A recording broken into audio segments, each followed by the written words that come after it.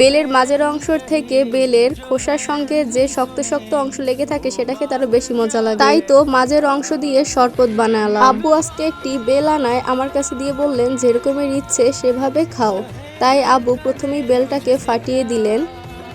কি সুন্দর গাছ পাকা বেল। কিছুক্ষণ উঠিয়ে ভিজিয়ে রাখলাম মাঝের অংশ। তারপরে ভালোভাবে ভিজলে নরম হলে হাত দিয়ে ভালোভাবে মেখে নিলাম। বেলের শরবতের উপকারিতা অসীম। রোগ প্রতিরোধ ক্ষমতা বৃদ্ধি, হজম ও কোষ্ঠকাঠিন্যতা দূর, আমাশয় ও ডায়াবেটিস প্রতিরোধ, শরীর ঠান্ডা রাখা।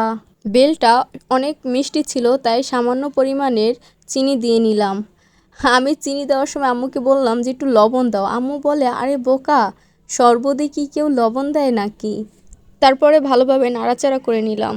আমাদের বাসায় যেহেতু সবাই বেলের শরবত খেতে পছন্দ করে তাই একটু বেশি করেই বানালাম। বেলের একটি নিজস্ব কড়া সুঘ্রাণ আছে যা শরবত খাওয়ার সময় নাকে লাগে এবং মন সতেজ করে দেয়।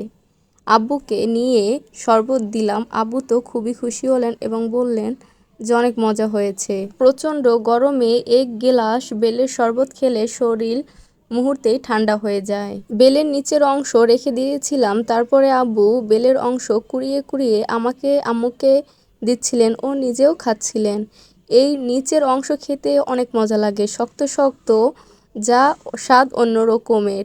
এটা সত্যি অসাধারণ লাগে খেতে। খোসার সঙ্গের অংশটা অনেক মিষ্টি ছিল ও দেখতেও অনেক ভালো লাগতেছিল, শক্ত শক্ত মিষ্টি অংশ।